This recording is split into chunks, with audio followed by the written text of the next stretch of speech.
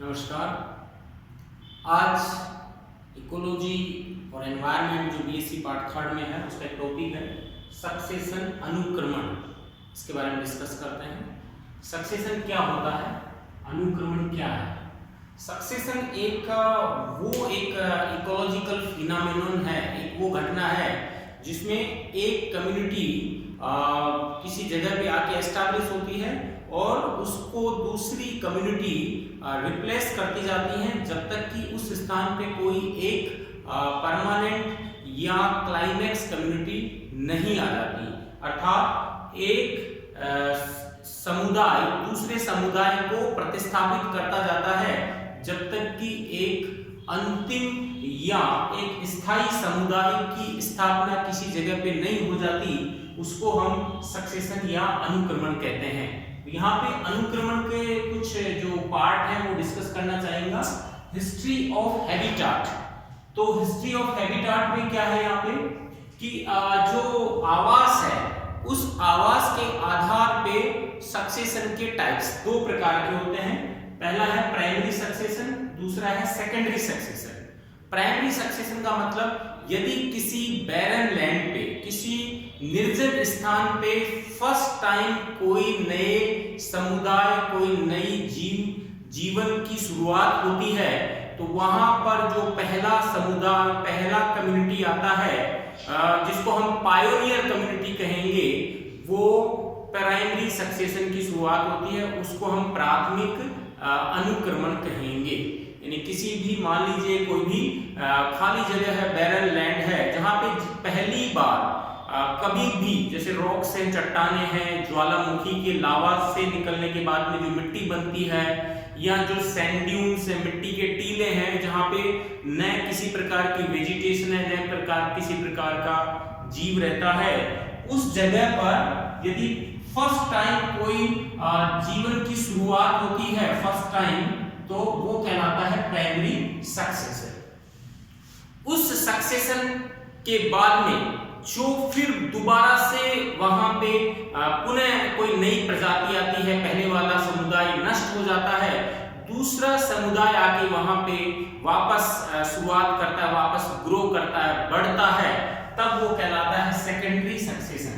यानी जब तक एक क्लाइमेक्स कम्युनिटी नहीं आती तब तक जो नई प्रजातियां हैं वो आकर के, नए समुदाय आकर के उस जगह पे व्यवस्थित होते रहते हैं सब्सिक्वेंट रूप में, क्रमिक रूप में, वो कहलाता है सेकेंडरी सक्सेशन। तो सेकेंडरी यानी द्वितीयक अनुक्रमण किसको कहेंगे कि जब प्राथमिक अनुक्रमण के बाद में उस पर्टिकुलर जगह पे एक दूसरा नया समुदाय आता है, एक नई कम्युनिटी आती है। ऐसी कम्युनिटी को हम सीरल कम्युनिटी कहते हैं, सीरल स्टेज कहते हैं, सीरल समुदाय कहते हैं, जो कि बीच में मध्यांतर में आती है जब तक कि अंत में उस जगह पे कोई क्लाइमेक्स कम्युनिटी डेवलप नहीं हो जाती। सेकंड इसका जो है वो टाइप है सक्सेशन का कॉज ऑफ सक्सेशन।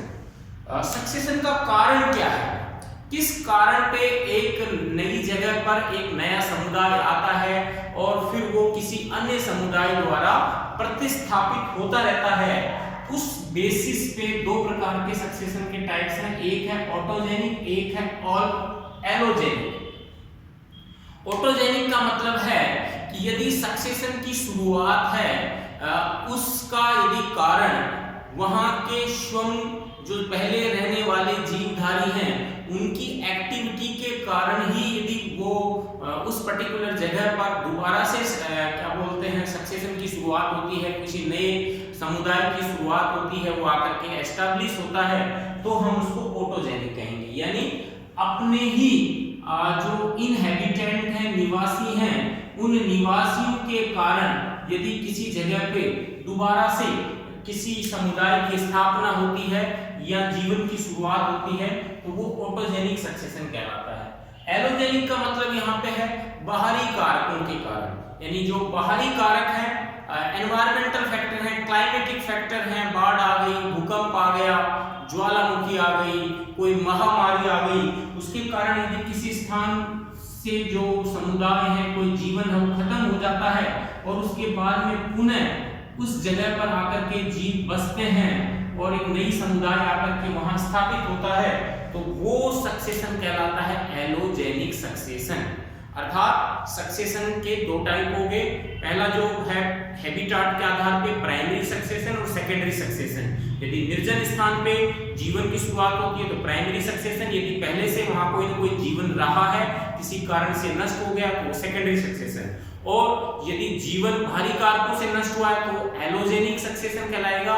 और वहीं के इनहैबिटेंट के कारण ही जो वहां समुदाय है वो नष्ट हो जाता है, उसकी जगह कोई दूसरा समुदाय आता है तो वो कहलाएगा ऑटोजेनिक सक्सेशन। नेक्स्ट आता है सीक्वेंस ऑफ सक्सेशन। सक्सेशन में कितने पार्ट होते हैं?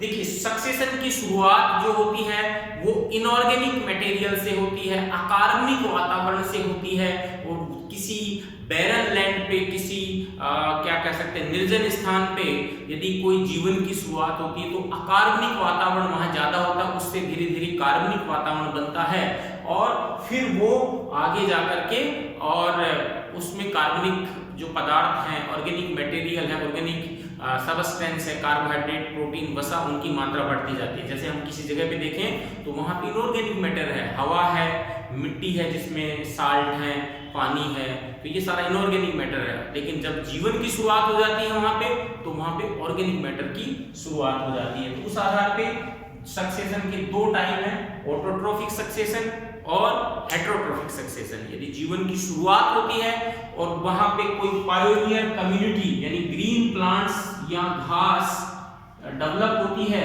प्रोड्यूसर के रूप में, तो वो सक्सेशन कहलाएगा ऑटोट्रोपिक सक्सेशन। यानी सक्सेशन की शुरुआत यदि पौधों से होती है, ग्रीन प्लांट से होती है, तो वो सक्सेशन ऑटोट्रोपिक सक्सेशन कहलाता है। यदि सक्सेशन की शुरुआत प्लांट से न होकर के किसी जीवधारी से समूह से होती है तो वो हेटेरोट्रोफिक सक्सेशन कहलाएगा। जैसे जहां पे कोई पहले से कोई जीवधारी रहते हैं, कंज्यूमर्स हैं, शाकाहारी जीव हैं, लेकिन वो धीरे धीरे रिप्लेस होते हैं मांसाहारी जीव द्वारा या फिर बैक्टीरिया डिकम्पोजर्स के द्वारा।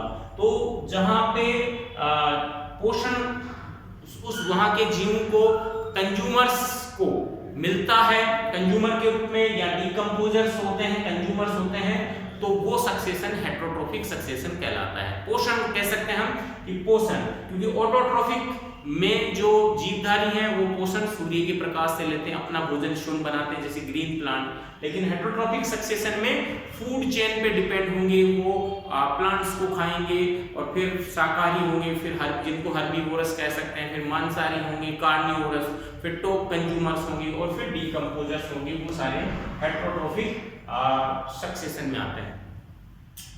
चौथा जो इम्पोर्टेंट जो इसका डिस्क्रिप्शन है सक्सेशन में, वो है nature of habitat where succession occur. Succession किस स्थान पे होता है, हैबिटाट का क्या प्रकार है, उस बेसिस पे हम देखें तो यहाँ पे तीन टाइप सक्सेशन के होते हैं। पहला है हाइड्रार्क, दूसरा जो है वो है दूसरा है मीजार्क और तीसरा है जेरार्क। हाइड्रार्क जो है वो यदि सक्सेशन जलीय वातावरण में होता है, जलीय अनुक्रमण कह सकते हैं हम इसको, पानी के अंदर होता है तो वो हाइड्रार्क कहलाता है। यदि वो फ्रेश वाटर में होता है तो हम उसको हाइड्रोशियर कहेंगे। सक्सेशन की शुरुआत फ्रेश वाटर, ताजा पानी, स्वच्छ पानी, मीठे पानी में, जैसे तालाब है, नदी है, राइट, पोंड है, पोखर है, तो उसमें है, जोहड़ है, उसमें होता है, उसमें यदि जीवन की सबसे पहले शुरुआत होती है तो वो हाइड्रोशियर कहलाएगा। खारे पानी में होता है, खारे पानी की झील हो सकती है, समुद्र हो सकता है, ओशियन हो सकते हैं, तो वो कहलाता है हेलोशियर सक्सेशन। मीजार्क, यदि सक्सेशन की शुरुआत है वो किसी समतल लैंड पे होती है तो वो कहलाता है मीजार्क, जिसको हम हिंदी में समोद्भिद अनुक्रमण कहेंगे, और वो उसका टाइप होता है मीजोशियर, यानी समान प्रकार का एनवायरनमेंट है मिट्टी में जहाँ होता है। और यदि सक्सेशन है वो डेजर्ट कंडीशन में होता है, ड्राई लैंड पे होता है, सूखी जमीन पे होता है, तो उसको हम कहते हैं जेरार्क सक्सेशन। जेरार्क का मतलब है मरुद्भिद, मरु अनुक्रमण। तो उसके दो पार्ट होते हैं, एक लिथोशियर और एक होता है सेमोशियर। लिथोशियर का मतलब है जहां पे रॉक्स हैं, चट्टान है, पहाड़ों के ऊपर जिन पे जीवन की शुरुआत नहीं है, लेकिन बारिश आ रही है, बारिश के साथ कुछ वहाँ पे नमी हुई, कुछ कार्बनिक पदार्थ हैं वो आकर के वहाँ जमते हैं, मिट्टी जमती है और उसमें कुछ बीज आकर के गिरते हैं, कुछ ग्रासेज डेवलप होती हैं, तो वो वहाँ पे जीवन की शुरुआत होगी। वो क्या कहलाती है? लिथोस्फीयर कहलाती है। और यदि सैंड ड्यून्स पे होता है, मिट्टी के जो टीले होते हैं जिनको हम सैंड ड्यून कहते हैं, उन पे भी शुरुआत होती है तो वो कहलाता है सेमोसेयर। तो ये एक आउटलाइन क्लासिफिकेशन है जो सक्सेशन को डिस्क्राइब करता है।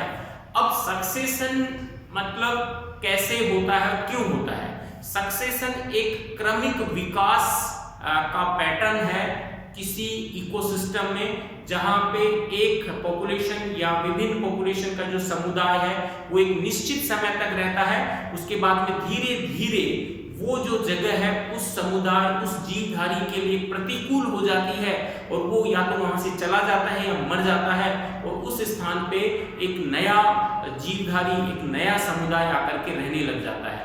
तो कहने का मतलब जो सक्सेशन है, जो अनुक्रमण है, किसी आवास में होने वाला क्रमिक विकास है जो कि जब तक चलता रहेगा जब तक कि उस पर्टिकुलर एरिया में एक ऐसा समुदाय नहीं आ जाता जो कि एक स्थायी और परमानेंट कम्युनिटी या समुदाय होगा जो समय के साथ जिसमें परिवर्तन न के बराबर होंगे या वो खत्म नहीं होगा। जैसे फॉर एग्जांपल हम बात करें, किसी बैरन लैंड की बात करें, कोई खाली जगह है, कोई खाली प्लॉट है, जमीन का टुकड़ा है, यदि हम उसमें कुछ भी नहीं उगाते हैं, उसको बिल्कुल मानव गतिविधि रहित रखते हैं, तो हम देखते हैं कि कुछ समय बाद, बारिश के बाद में उसमें छोटी ग्रासेज उग जाती हैं, फिर उसके बाद में 1-2 साल बाद में उसमें श्रब्स उग जाती हैं, झाड़ियाँ उग जाती हैं।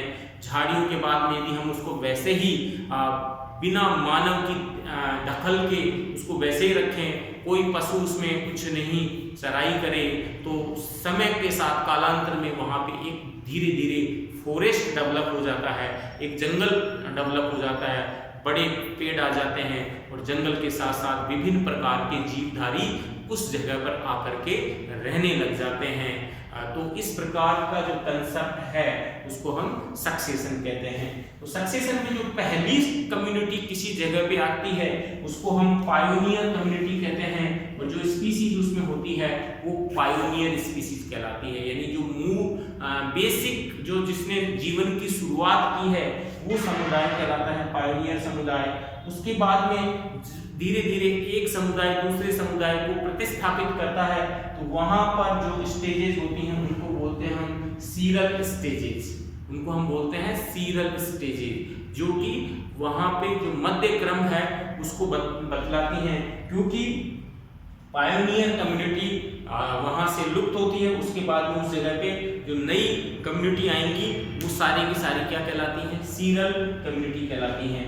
जब तक कि अंत में जो सीरल कम्युनिटी स्थायी हो जाती है, अपने आप को वहाँ के वातावरण के अनुसार अनुकूलित कर लेती है और उस हैबिटाट के क्या कह सकते हैं एटमॉस्फेयर को परिवर्तित नहीं होने देती, अपने अनुरूप रखती है, तो वो लंबे समय तक वो कम्युनिटी वहाँ रहती है, वो समुदाय रहता है, चाहे वो पेड़ हो, वो प्लांट हो, पौधे हो या कोई जीवधारी हो, उसको हम कहेंगे क्लाइमैक्स कम्युनिटी।